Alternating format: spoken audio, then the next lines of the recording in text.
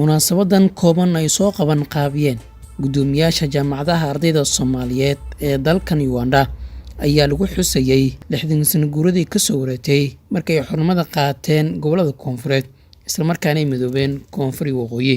Waran gudoomiyaasha jaamacadaha ardayda Soomaaliyeed ee dalkan ayaa bulshada Soomaaliyeed ugu hambaliyay maalintan weyn iyagoo qof walba oo Soomaaliyeed xasuusiyay inay qayb ka qaataan dib u dhiska dalka. Magacayga waa Cali Cabdullaahi Maxamuud ahna gudoomiyaha jaamacadda Ibrahim University of Science and Technology. waxaan meeshan uga hambaleynayaa dhammaan ummadda Soomaaliyeed meel walba ay joogaan. Waxaan idin leeyahay hambalyo. maalintan waa maalintii ay ummadda Soomaaliyeed xorriyadda heleen isla markaasna ay midoobeen labada gobolada koonfureed iyo gobolada waqooyi. maanta waa maalin aan xuseyno halgamayaashii, geesiyaashii, awoowayaasheen iyo ayeeyaasheen oo u soo halgamay xorriyadda aan maanta ku naaloonayno iyo midnimada aan maanta haysano. runtii magacaygu waa Ashkar Abukar Ashkar ahna gudoomiyaha jaamacadda Kampala University. maanta waxaan rabaa in halkan ugu faa'iideysto maalinta qaran ee lagu maamuuso dalka Soomaaliya ee kooda Luulyo. Saawada ognahay maanta waa maalin qaran dhammaan Soomaaliyeed meel kasta adduunka dacalada ka joogaan ay ugu dabaaldegayaan munaasabadda kooda Luulyo. Saawada ognahay 26 Juun 1960 waa xornimada qaatay gobolada waqooyi waxayna ka qaateen gumeystihii Ingiriiska. sidoo kale maalmo kooban ka bacdi waxa xornimada sidoo kale qaatay koonfurta Soomaaliya ay ka qaateen gumeystihii Talyaaniga. magacayga waa Naciima Almuude waxaan gudoomiyaha jaamacadda Victoria University. marka la dhaxo waan baleena ummadda Soomaaliyeed meel walba ay joogto waxaan leeyahay hambalyo. kulankan maanta halka isugu nimi waa xuska kooda Luulyo, weynaynta iyo kor u qaadista maalinta kooda Luulyo. waxaan ognahay maalintan inay si caadi ah ku iman ay tahay maalin ay ku timi dadaal dheeri ah iyo halgan loo galay. waa maalin ay ummad caalamka ila aqoonsaday. waa maalin calankeenii iyo midnimadeenii iyo sharafteenii ay kor u qaadantay. waxaan leeyahay dhammaan ummadda Soomaaliyeed hambalyo.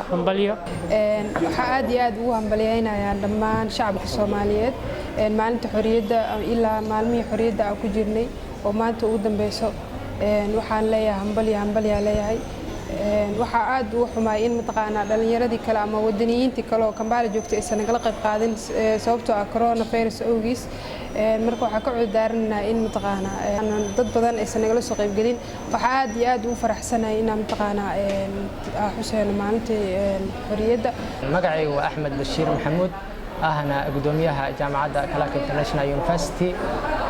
maanta halkaan waxaan u nimaadnay xuska weynaynta maalinta qarannimo, maalintii xornimada aan helnay kowdii Luulyo inagoo ku guda jirnay asbuuci xorriyadda. waxaan leeyahay dhammaan ummadda Soomaaliyeed hambalyo meel kasta caalamka ka joogtaaniin. maanta waa maalin qaran, waa maalin aad iyo aad in loo weyneeyo loo baahan yahay. waa maalin in calanka kor loo qaado ay mudan tahay.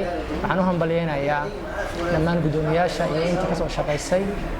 waxaan kaloo u mahadcelinayaa safaaradda oo iyaduna gacan weyn ka geysatay arrintaas kuna taageertay in ay qabsoonto xafladdan.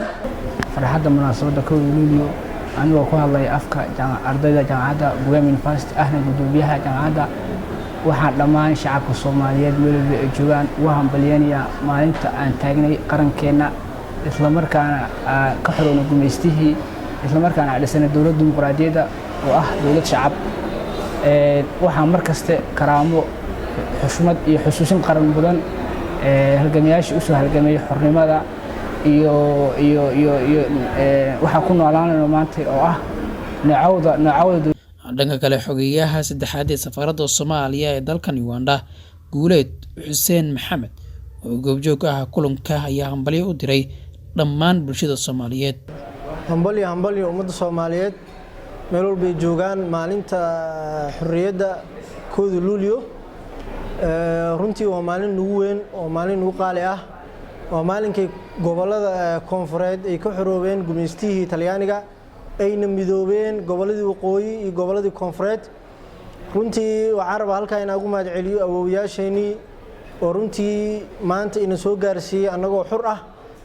ayna ku dadaaleen inaan ka mid noqono dalalka ugu horeeya ee ka xorooba gumeystaha ee qaaradda madow runtii sharaf weyn ay noo tahay sida u wada jeediin maanta dowladnimadan quruxda badan aan wada harsanayno dad baa u soo halgamay marka laga yimaado dalkii hooyo ee Soomaaliya xuska maalmaha xorriyadda dalka si weyn ayaa lagu xusaa caalamka dalkan Uganda oo ay ku nool yihiin arday iyo jaaliyad Soomaaliyeed ayaa si weyn u xusay maalintan ku weyn qulubta ummadda Soomaaliyeed iyadoo qof walba oo gurigiisa ku xusayay maadaama uu halkan ka jiro coronavirus isla markaana ay mamnuuc tahay xafladihii waaweynaa iyo isku imaatinka dadweynaha يوسف محمد معلس كشمير راضي هاي تلفزيون قرن الصوماليات كمبالا